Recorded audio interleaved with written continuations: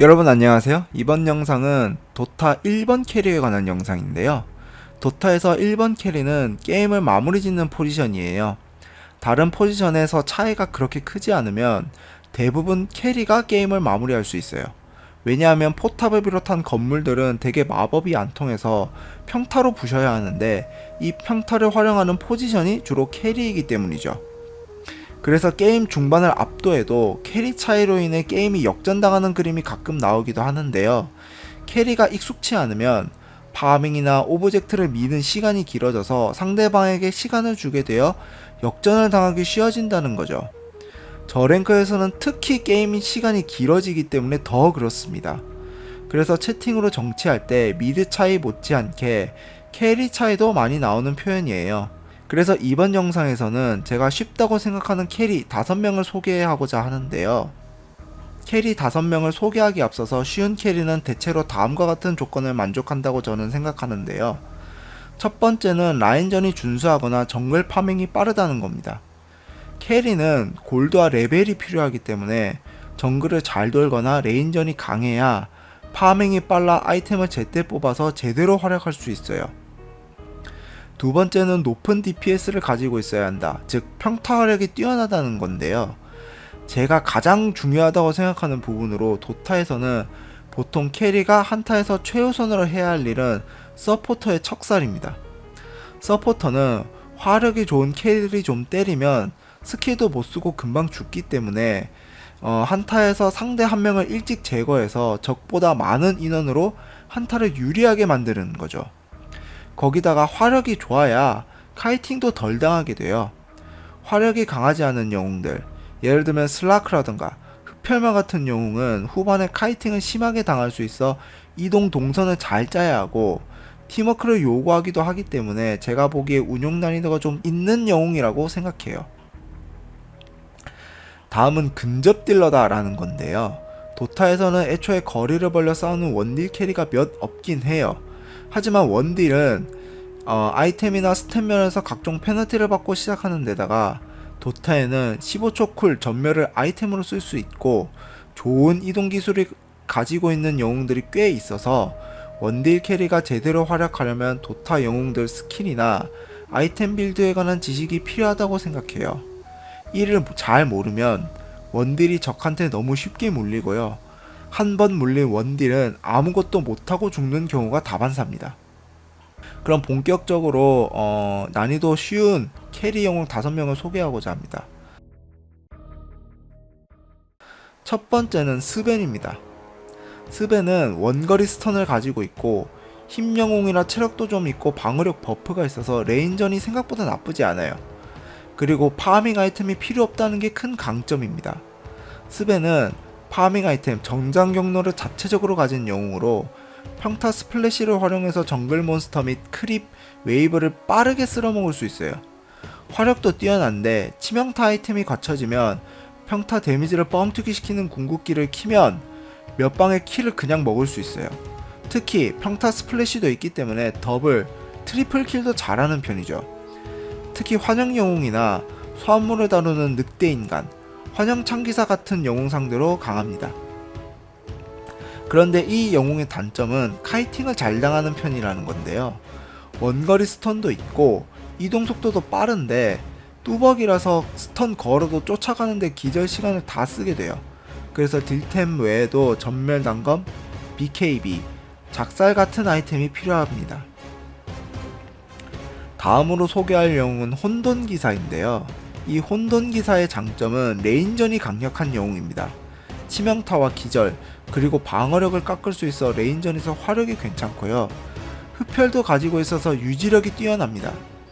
전멸 유사한 능력으로 적에게 붙으면서 기절도 걸 수 있어 초중반의 상대에게 카이팅을 덜 당하는 편이에요. 이 영웅은 특히 환영의 화력이 강한 영웅이라고 할 수 있거든요. 환영이 본체랑 같은 평타 데미지를 가지고 있어요. 그리고 치명타는 환영에서도 터지기 때문에 강한 타이밍에 타겟팅 Q, W 쓸 때마다 1킬을 먹을 수가 있는 영웅입니다. 그런데 이 영웅의 단점은 정글 파밍이 느리다는 건데요. 맞는 파밍 아이템이 없어서 정글을 돌기보다는 상대를 죽이는 이른바 킬 파밍으로 골드를 벌어야 하는데 레인전을 이기지 못하면 정글을 잘 돌기가 어려워서 망하는 경우가 많죠. 그리고 후반 게임에 다소 힘이 떨어져요. 기절이나 전멸이 치르왕의 지팡이 혹은 링켄의 구슬에 막히고, 이것들이 막히는 순간 카이팅을 잘 당할 수가 있습니다. 다음으로 소개할 영웅은 우르사입니다. 이 우르사는 아이템 없이 레벨업만으로도 딜이 나오는 영웅인데요. 공격 속도, 데미지 모두 좋아요.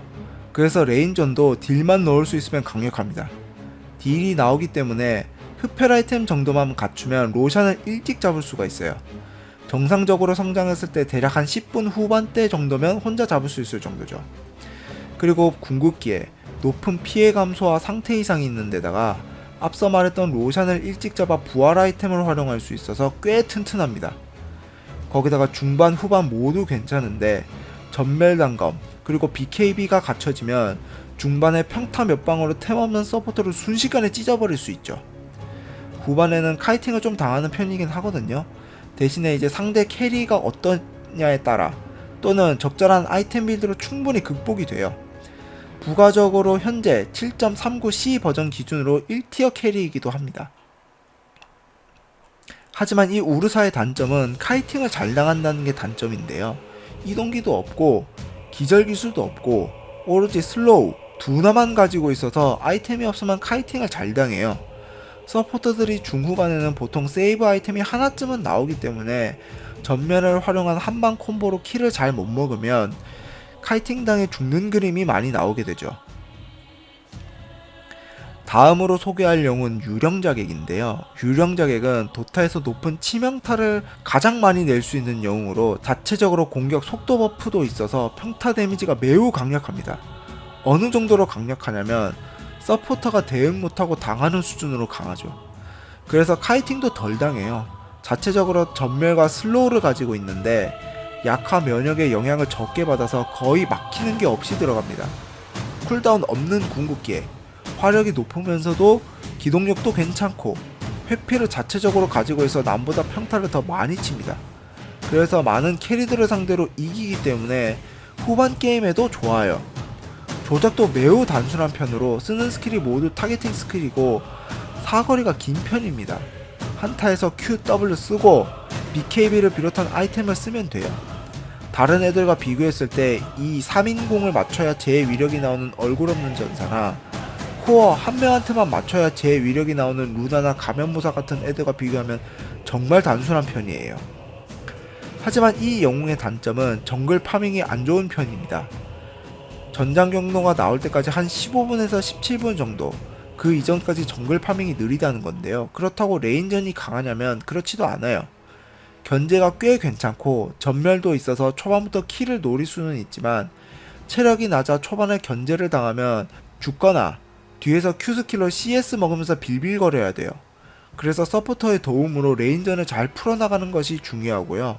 거기다가 매우 물몸으로 잘 죽어요. 후반 사탄의 소나기와 같은 고급 아이템이 나오기 전까지 마법 데미지가 상태 이상 기술에 취약해서 한번 물리면 더럽게 잘 죽는 편입니다. 다음 마지막으로 소개할 영웅은 가면무사인데요. 이 영웅은 일단 레인전이 자유롭고 단순해요. 보통 레인전에서 상대에게 붙으면 그냥 별 다른 생각할 것도 없이 Q키 누르고 계속 붙으면 돼요. 그러면 웬만한 애들의 피를 걸레로 만들 수 있습니다. 공격 모션도 빠르고 치명타도 있어서 CS를 쉽게 먹는 편인데다가 치유 스킬도 있어서 유지력도 좋아요. 영웅의 Q 스킬에 자체적으로 약화 면역이 달려있는데 치르왕의 지팡이를 셀프로 가지는 영웅이라고 할 수 있어요. 그래서 많은 상태 이상 기술에 방해받지 않고 도망칠 수 있어서 생존력도 좋아요. 궁극기를 잘 쓰면 후반에도 약하지 않아서 초반, 중반, 후반 모두 무난한 캐리라고 할 수 있어요. 그런데 이 가면무사의 단점은 캐리력을 궁극기에 강하게 의존하는데 허점이 많다는 것이 문제예요.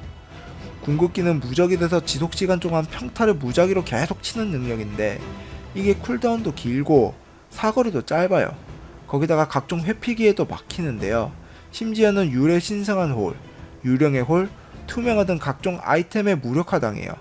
그리고 이 궁극기로 성과를 못 내면 가면무사의 캐리력은 바닥으로 추락하게 됩니다. 그래서 가면무사는 이런 허점 많은 궁극기를 아이템으로 보충해야 됩니다. 파밍 아이템 외에 아가님의 홀, 무선의 별, 전멸단검 등 상황에 맞는 아이템을 갖추고 이해하는 것을 요구하게 되죠. 그런데 이런 점 때문에 반대로 아이템 빌드가 거의 고정되어 있는 유령 저획과 달리 여러 다양한 아이템을 익힐 수 있다는 것은 좋은 점이긴 하죠. 지금까지 운용이 쉽고 사람들이 많이 하는 캐리 5명을 소개해봤는데요. 사실 꼭 쉬운 캐리로 입문할 필요는 없다고 생각해요. 모플링이나 캐즈 같은 어려운 캐리도 많은 사람이 있을 수 있다고 생각하고, 정말 캐리에 애정을 가지고 익힐 때까지 인내하는 것도 도타를 하는 하나의 재미가 아닐까 생각합니다. 그럼 이번 영상은 여기까지고요. 그럼 다음 영상에서 뵙도록 하겠습니다.